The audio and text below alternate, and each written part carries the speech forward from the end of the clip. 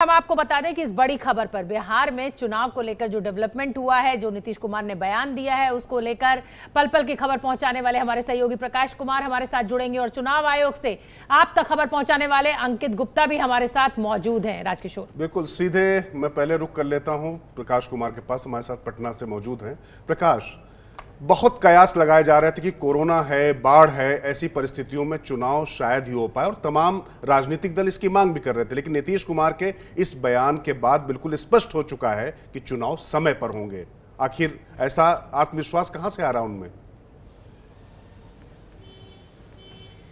देखिए, ये बड़ी अजीबोगरीब बात है राजकिशोर जी, लेकिन सच्चाई ये है कि जो नेता, जो राजनीतिक दल के नेता ये कह रहे थे कि चुनाव को टाल देने चाहिए कोरोना की वजह से, बाढ़ की वजह से, पर सच्चाई ये है कि इन लोगों ने कभी इलेक्शन कमीशन में लिख करके नहीं दिया कि चुनाव को टाल देना चाहिए। ये लोग बयान बाहर जरूर देते रहे, पर जिस तरह से चुनाव आयोग की तरफ से हमेशा सुझाव मांगे गए, उस सुझाव में ये लोगों ने अपनी सक्रियता दिखाई और बाकायदा लिख करके दिया कि चुनाव में क्या क्या होना चाहिए और उनकी पार्टी की क्या नीति है और इस पर कैसे वो काम करेंगे। अगर कोरोना में चुनाव होता है तो इसको लेकर भी बातें हुई थी, सुझाव मांगे गए थे, तो किस आधार पर कोरोना के रहते हुए चुनाव कराए जा सकते हैं, क्या एहतियात बरते जा सकते हैं, ये सारी बातें हुई थी। ये तो अपनी जगह है, लेकिन दूसरी बात यह है कि चुनाव की तैयारी जो है वो आज से नहीं बल्कि 6 महीने पहले से शुरू हो गई थी, जब पहली बार बयान आया था डिप्टी सीएम सुशील मोदी का कि चुनाव समय पर होंगे। उसके बाद से बखेड़ा खड़ा हुआ, तब फिर जो लोगों ने कहना शुरू किया कि चुनाव कराना तो चुनाव आयोग का काम है, और फिर चुनाव आयोग जो है पूरी तैयारी कर रही है मुस्तैदी से। यहाँ तक कि ये भी मुझे पता चला है कि हो सकता है कि इस बार 1-2 फेज में ही पूरी चुनाव करा ली जाए।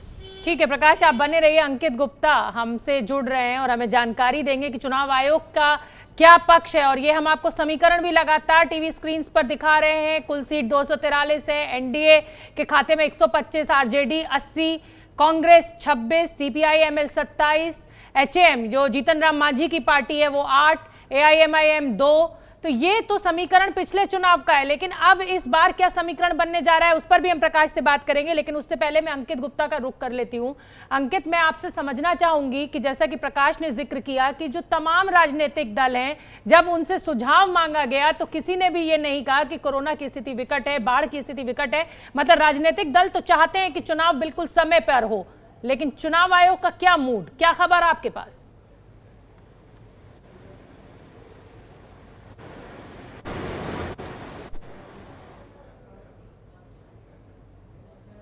अंकित, आपकी आवाज नहीं आ रही। अंकित, हम अपनी टेक्निकल टीम से कहते हैं कि आपकी आवाज दुरुस्त करें, हम आपसे फिर से संपर्क करेंगे। हम फिर प्रकाश आपके पास आ रहे हैं। जो अभी शोभना ने समीकरण बताए, इन समीकरणों के बाद ये बहुत जरूरी हो जाता है समझना कि आखिर जो उठापटक भी हो रही है, जीतन राम मांझी इधर आ रहे हैं, दलित नेताओं की पूरी फौज जो है आरजेडी ने उतार दी है, श्याम रजक जिनका एक्सक्लूसिव इंटरव्यू सबसे पहले खबर भी आपने वो दी थी, तो ये घमासान तो मच गया। ये बात जो आप कह रहे थे इसकी पुष्टि करता है कि सब जानते थे चुनाव समय पर होंगे और उसकी तैयारियों में लग गए थे, लेकिन कोरोना और सारी चीजों को पीछे छोड़ते हुए सबको अपने राजनीतिक हित ही सबसे पहले दिखाई पड़ रहे हैं। जी हाँ, बिल्कुल, ये सब जानते हैं कि ये 5 साल का कार्यकाल खत्म होना है और नवंबर से पहले चुनाव होने हैं।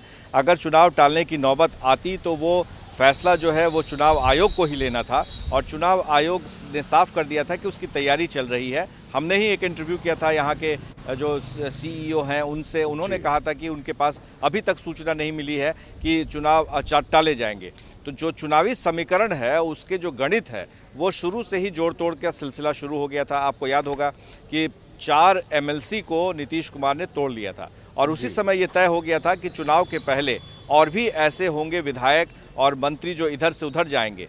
बिहार नीतीश कैबिनेट के जो श्याम रजक भले ही उधर चले गए, लेकिन 1-2 और मंत्री के बारे में कहा जा रहा है कि वो आरजेडी का दामन थाम सकते हैं, लालटेन थाम सकते हैं। लेकिन बहुत लोग ऐसे भी हैं, जो मेरी सूचना है कि कम से कम अभी 10 से 15 और विधायक हैं जो आरजेडी से टूट कर आने को तैयार हैं, और किसी भी क्षण उनका जेडीयू में शामिल होना तय है। बिल्कुल प्रकाश, मैं फिर एक बार आपका रुख करूंगी, लेकिन उससे पहले ये जो आंकड़े हमारी टीवी स्क्रीन पर हैं इनको दर्शकों को समझना बहुत जरूरी है। कुल सीट 243, आरजेडी 80, ये हम 2015 का जो बिहार विधानसभा चुनाव है उसका आंकड़ा आपको दिखा रहे हैं। जेडीयू 71, बीजेपी 55, कांग्रेस 27, अन्य के खाते में 8 गए थे। देखिए समीकरण अब बदल रहे हैं। उस समय चुनाव अलग उस पर लड़ा गया था आंकड़ों पर, और आज की जो सिचुएशन है उसमें जेडीयू जो है वो एक अलग ताकत के साथ दिखाई दे रही है। आरजेडी कहीं ना कहीं लालू यादव की जो गैर मौजूदगी है उसके चलते खामियाजा हो सकता है उसको भुगतना पड़े।